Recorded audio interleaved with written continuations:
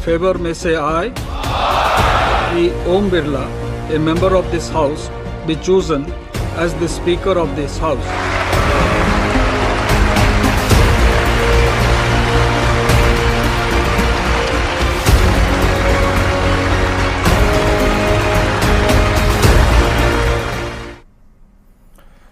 नमस्कार, news 18 special देख रहे हैं आप। आपके साथ मैं हूं संतोष गंगवार। संसद के लोकसभा सदस्य का चुनाव संपन्न हो गया है। ओम बिरला एक बार फिर से ध्वनि मत से संसद के अध्यक्ष चुन लिए गए हैं, जिसके बाद प्रधानमंत्री मोदी और विपक्ष के नेता राहुल गांधी दोनों मिलकर अध्यक्ष ओम बिरला को उनके आसन तक लेकर गए। चुनाव पूरा होने के बाद लोकसभा में जिस तरह से माहौल दिख रहा है, उससे तो यही अनुमान लगाया जा सकता है कि संसद का सत्र आने वाले दिनों में हंगामेदार रहने के आसार हैं, क्योंकि संसद के अध्यक्ष पद के चुनाव को लेकर जिस तरह से बयानबाजी हो रही थी, उसने अपने आप में काफी कुछ कह दिया है।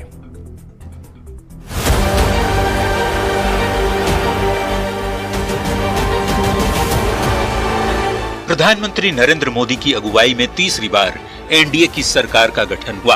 पीएम मोदी का ये तीसरा कार्यकाल कई मायनों में अहम और यादगार रहने वाला है। इसकी शुरुआत संसद के स्पीकर पद के चुनाव के दौरान ही दिख गया। आजाद भारत के इतिहास में ये दूसरी बार हुआ जब स्पीकर पद के लिए सत्ता पक्ष और विपक्ष के बीच बात नहीं बनी और नौबत चुनाव कराने की आ गई। जिस परंपरा को हमने प्रस्तावित करने का निरंतर प्रयास किया है, क्योंकि हम मानते हैं कि सरकार चलाने के लिए बहुमत होता है, लेकिन देश चलाने के लिए सहमति बहुत जरूरी होती है। और इसलिए हमारा निरंतर प्रयास रहेगा कि हर किसी की सहमति के साथ, हर किसी को साथ लेकर के मां भारती की सेवा करें, 140 करोड़ देशवासियों की आशा आकांक्षाओं को परिपूर्ण करें। हम सबको साथ लेकर के चलना चाहते हैं। लोकसभा स्पीकर चुनाव के लिए एनडीए और इंडिया ब्लॉक के नेताओं के बीच बैठक हुई, लेकिन इस बैठक में दोनों पक्ष के बीच बात नहीं बनी। सत्ता पक्ष की ओर से आरोप लगाया गया कि विपक्ष शर्त के आधार पर स्पीकर के चुनाव का समर्थन करेगा। हालात ऐसे बन गए कि नौबत चुनाव कराने तक की आ गई। इलेक्शन होगा, परिणाम की प्रतीक्षा करिए। बिरला जी का पूरा पॉजिटिव लग रहा है, क्योंकि कैंडिडेट जो उनकी तरफ से भी उतरा हुआ, इंडिया ब्लॉक की तरफ से भी। अब जो सोच रहे हैं आप सही सोच रहे होंगे। वहीं दूसरी ओर विपक्ष इस बात पर अड़ा रहा कि संसद के उपाध्यक्ष का पद विपक्ष को मिले, जिस पर सत्ता पक्ष राजी नहीं हुआ। हमारे से कोई बातचीत नहीं हुई। चुनाव तो होने वाला है, इसीलिए तो नॉमिनेशन डाले हैं, और जब नॉमिनेशन डालते हैं तो चुनाव के लिए ही डालते ना।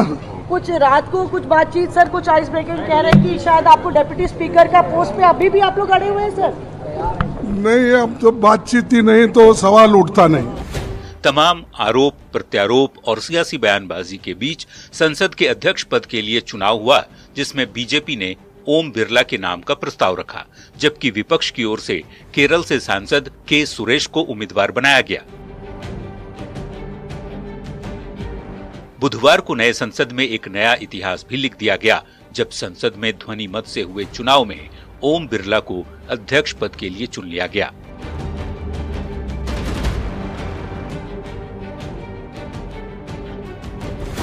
स्पीकर के चुनाव के बाद लोकसभा से ऐसी तस्वीर आई जो एक स्वस्थ लोकतंत्र होने का परिचय देती है। ओम बिरला के स्पीकर चुने जाने के बाद प्रधानमंत्री नरेंद्र मोदी और विपक्ष के नेता राहुल गांधी दोनों ओम बिरला के पास पहुंचे और उन्हें बधाई दी। इस दौरान पीएम मोदी और राहुल गांधी ने एक दूसरे से हाथ भी मिलाया और दोनों ओम बिरला को उनके आसन तक छोड़ने भी गए।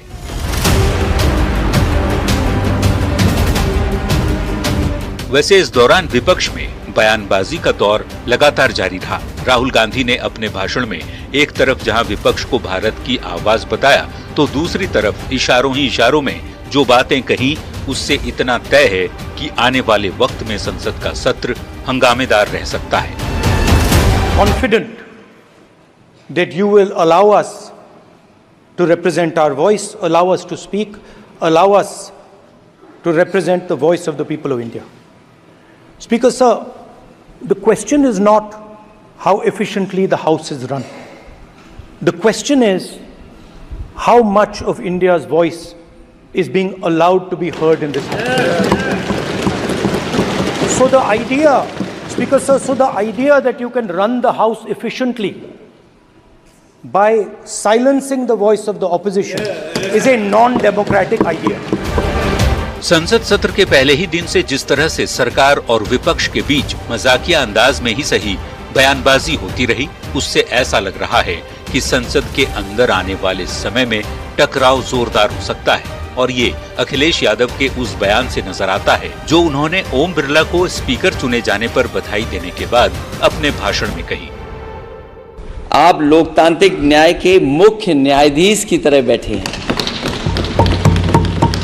हम सबकी आपसे अपेक्षा है कि किसी भी जनप्रतिनिधि की आवाज दबाई न जाए और ना ही निष्कासन जैसी कार्रवाई दोबारा सदन की गरिमा को ठेस पहुंचाएं।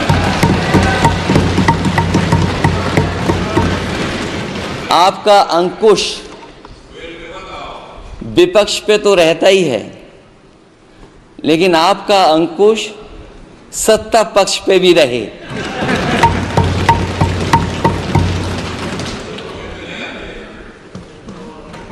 अध्यक्ष महोदय, आपके इशारे पर सदन चले, इसका उल्टा न हो। ओम बिरला का बतौर स्पीकर ये दूसरा कार्यकाल है। इससे पहले मोदी सरकार के दूसरे कार्यकाल में भी उन्होंने स्पीकर का दायित्व संभाला था और इस बार भी राजस्थान के कोटा से तीसरी बार सांसद चुने जाने के बाद एनडीए ने उन्हें लगातार दूसरी बार लोकसभा का अध्यक्ष बनाया। पीएम मोदी ने भी उनकी तारीफ करते हुए कई अहम बातें कही और उनके पिछले कार्यकाल की याद दिलाकर जमकर तारीफ भी की। आदरणीय अध्यक्ष महोदय,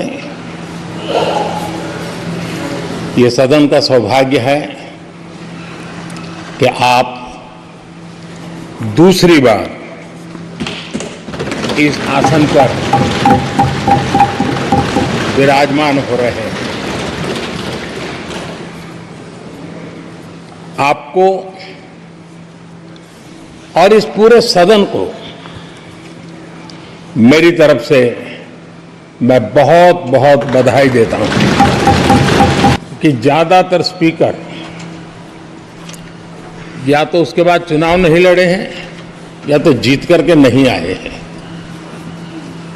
आप समझ सकते हैं कि स्पीकर का काम कितना कठिन है कि उसके लिए दोबारा जीतना मुश्किल हो जाता है, लेकिन आप जीत करके आए हैं, इसके लिए एक नया इतिहास आपने गढ़ा। संसद का सत्र इस बार कई मायनों में बेहद अहम रहने वाला है और इसकी एक वजह ये भी है कि एक तरफ जहां पिछली बार से अच्छा परफॉर्मेंस करने वाला विपक्ष नई ऊर्जा से भरा हुआ है, तो दूसरी तरफ मोदी सरकार के लिए भी ये कार्यकाल कई मायनों में अहम है, क्योंकि पीएम मोदी ने जिस 2047 तक विकसित भारत का टारगेट रखा है, उससे ऐसी उम्मीद की जा रही है कि आने वाले वक्त में पीएम मोदी इसी संसद से कई ऐसे फैसले ले सकते हैं जो स्वर्णिम भारत के इतिहास में दर्ज हो जाएगा। Bureau report, news 18।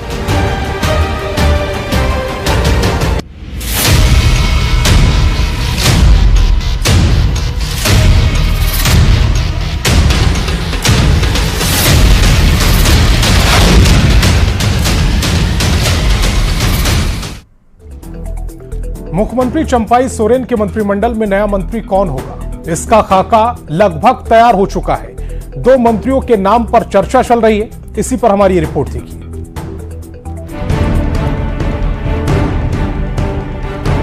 तो हो गया फाइनल, नए मंत्री का शपथ ग्रहण जल्द। आलमगीर की जगह अगला मंत्री कौन?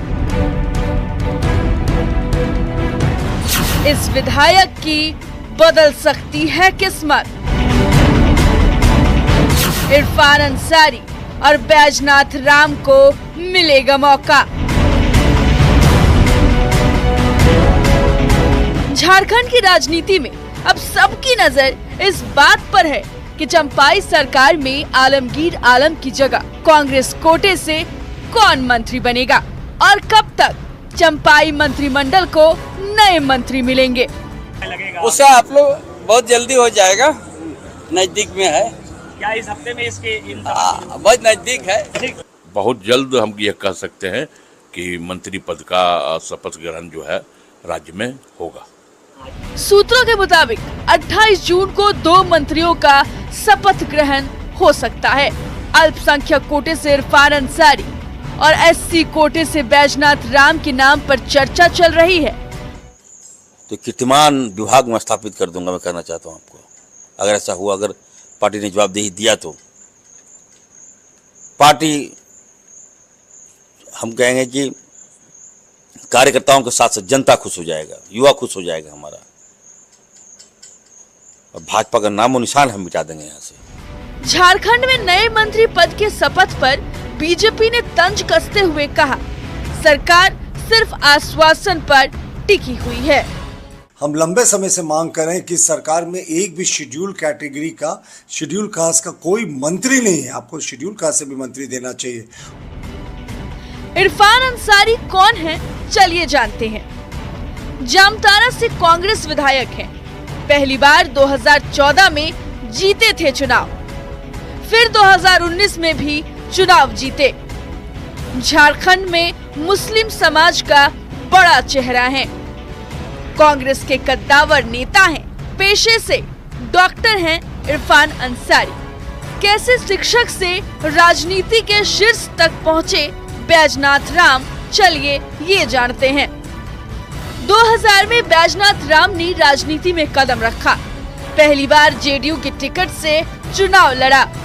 2005 में बीजेपी में शामिल हो गए। बीजेपी की टिकट पर लातेहार से चुनाव जीते और शिक्षा मंत्री बने। साल 2009 में उन्हें बीजेपी ने दोबारा टिकट दिया, लेकिन वो हार गए। साल 2014 का विधानसभा चुनाव बैजनाथ राम नहीं लड़े थे। 2019 में बीजेपी ने नहीं दिया टिकट तो जेएमएम में शामिल हो गए। देखना होगा कि चंपाई मंत्रिमंडल में कौन कौन नए मंत्री बनते हैं, क्योंकि अगर बैजनाथ शपथ लेते हैं तो 12वें मंत्री का पद भी पूर्ण हो जाएगा। रांची से न्यूज़ 18 संवाददाता गौरव झा की रिपोर्ट।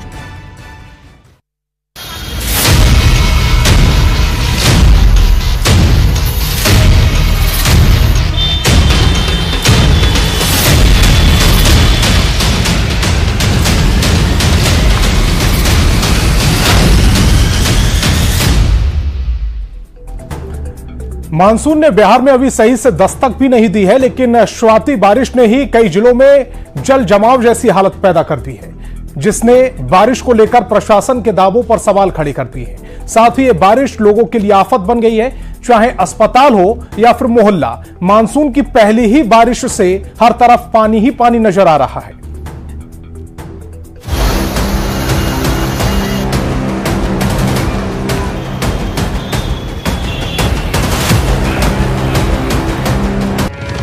बिहार में आसमान से बरसती आग ने लोगों का जीना मुहाल कर दिया है। इस बीच अच्छी खबर यह है कि मानसून बहुत जल्द पूरे राज्य में राहत की बारिश बरसाने वाली है। कई जिलों में छिटपुट बारिश की खबरें भी आ रही हैं। मतलब मानसून की अभी अच्छे से शुरुआत तक नहीं हुई है, लेकिन हल्की फुल्की बारिश में ही प्रशासन और नगर निगम के दावे हवा हवाई होते हुए दिखाई दे रहे हैं।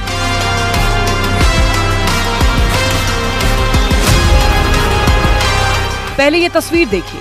ये तस्वीर है गोपालगंज के मॉडल सदर अस्पताल की, जहां हर दिन सैकड़ों की संख्या में मरीज आते हैं। लेकिन इस तस्वीर को देखकर आपको हैरानी हो रही होगी कि अस्पताल जैसी जगह में जहां लोग अपनी और अपनों की जान बचाने के लिए पहुंचते हैं, वहां की हालत ऐसी है कि मरीज के लिए अस्पताल के अंदर जाना भी मुश्किल नजर आता है। मानसून की पहली बारिश ने मॉडल सदर अस्पताल की ड्रेनेज सिस्टम की व्यवस्था की पोल खोलकर रख दी है और अस्पताल परिसर इस वक्त पूरी तरह से जलमग्न हो चुका है। इमरजेंसी वार्ड में भी पानी घुस चुका है और देख सकते हैं कि कैसे स्ट्रेचर पे मरीज हैं और जो लोग हैं वो लेकर जा रहे हैं। जिस मॉडल अस्पताल के सहारे इलाके के लाखों लोग हैं, वो खुद ही मुसीबत में घिरा हुआ नजर आ रहा है। चाहे इमरजेंसी वार्ड हो या फिर मरीजों को ले जाने के लिए स्ट्रेचर और व्हीलचेयर, सब कुछ जलमग्न हो चुका है। और ये हालत तब है जब मानसून की पहली बारिश हुई है। मरीज के लाने में देख रहे हैं, मरीज को ले जा रहे हैं, बहुत तकलीफ हो रही है। पता नहीं कौन सा करोड़ का बिल पास हुआ था बनाने के लिए, और पता नहीं पानी नहीं निकल रहा है, बिल पास हो गया है। मरीज को लेकर आए हैं? हाँ, मरीज को लेकर आए थे, एक्सीडेंट केस था और बहुत परेशानी हुई है। पानी में 5-6 बार आए गए हैं। OTP उधर बना है तो इमरजेंसी इधर है, बहुत दिक्कत। हाँ, बहुत अंदर जाकर देखिए ना, घुस गया पानी। अब जरा इस ऑक्सीजन जनरेट करने वाली मशीन को देख लीजिए, जिसका आधा हिस्सा पानी में डूब चुका है। ऐसे में आप अंदाजा लगाइए कि क्या ये मशीन ऑक्सीजन जनरेट करने की स्थिति में है, और अगर ऐसे में ऑक्सीजन की कमी होती है तो उसका जिम्मेदार कौन होगा। ये सदर अस्पताल का जो कंडीशन है, आप देख सकते हैं कैसे ये पानी लगा हुआ है। पानी लगा, पेशेंट आप देखे हैं कैसे पेशेंट जा रहे हैं, ये पानी में चल के। ड्रेनेज सिस्टम खराब है। हाँ, आप बताइए कि अगर उसमें आप चलिएगा, कहाँ नाला है, क्या है, आप देख रहे हैं और जानते हैं। खतरा है। हाँ, आप उसी में गिरिएगा, फिर टूटिएगा। बगल में सदर अस्पताल है, यहाँ पे इलाज करवाइए और फिर प्लास्टर करवाइए, अपने घर जाइए। प्रशासन हर बार दावा करता है कि बारिश से पहले उसके निकालने की व्यवस्था कर ली जाएगी, लेकिन उन दावों में कितनी सच्चाई है? अस्पताल में भरा ये पानी उसी बात का सबूत है। हालांकि प्रशासन मोटर लगाकर पानी को बाहर निकाल रहा है, लेकिन सोचिए कि ये तो अभी मानसून की शुरुआत ही है और बारिश के मौसम में हर दिन बारिश होगी, तो क्या मोटर से पानी निकाल पाना संभव होगा?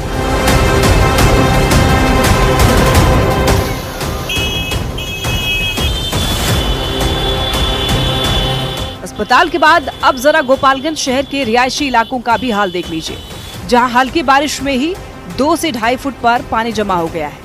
क्या सड़क, क्या दुकानें, हर जगह पानी ही पानी नजर आ रहा है। पहली ही बारिश में हालात ऐसे बन गए हैं कि पानी जमा होने से मार्केट की दुकानें बंद करनी पड़ गई। गोपालगंज में मानसून की पहली बारिश ने शहर की सूरत बिगाड़ दी है और ड्रेनेज सिस्टम खराब होने की वजह से VIP मोहल्लों में घुटने भर पानी लग गया है। और ये तस्वीर है गोपालगंज के थाना रोड की, जो थाना रोड से ब्रह्मचौक तक आने वाली जो सड़क है, उस सड़क की ये तस्वीर है। और आप तस्वीरों में देख सकते हैं कैसे यहाँ पर घुटने भर पानी लग चुका है, यानी कि 2 से 2.5 फुट तक पानी सड़क पर इस वक्त बह रहा है। जो आसपास में दुकानें हैं, दुकानदार हैं, मोहल्ले के लोग हैं, वो खासकर परेशान हैं। यहाँ हालात कितने बिगड़ गए हैं, इस बात का अंदाजा इससे भी लगा सकते हैं कि जल जमाव की वजह से स्कूलों की छुट्टी कर दी गई है। वहीं पानी नहीं निकलने की वजह से यहाँ लोगों ने खुद ही बांस की बैरिकेडिंग लगा दी है ताकि कोई हादसा ना हो। 2 बार कंप्लेन करने के बाद नाला का निर्माण हुआ, जो काफी लागत से बना हुआ है और पहले से स्थिति बदतर हो चुकी है। सारे लोगों के अंदर घर में पानी घुसा हुआ है और हमने श्रीमान को बोला है कि आकर अपने से निरीक्षण कर लीजिए, लेकिन कोई इस पर सुनवाई नहीं हो रहा है। जी, बोला हुआ गया है और इसका जो है ना, हम लोग बदतर स्थिति बना हुआ है। सारे मोहल्लावासियों जो है आक्रोश में है। सड़कों और मोहल्लों में भी पानी भरने से स्थानीय लोग तो परेशान हैं ही, मार्केट बंद होने से लोगों को आर्थिक तौर पर भी नुकसान हो रहा है। यहाँ की जनता का मांग था कि दोनों तरफ का नाला का निर्माण हो जाए, जिससे पानी का निजात हम लोगों को मिल जाएगा। हम लोगों ने दोनों तरफ का नाला का निर्माण करवा दिया, लेकिन फिर भी हम लोग देख रहे हैं कि स्थिति जो की त्यों बनी हुई है। हम लोग प्रयासरत हैं।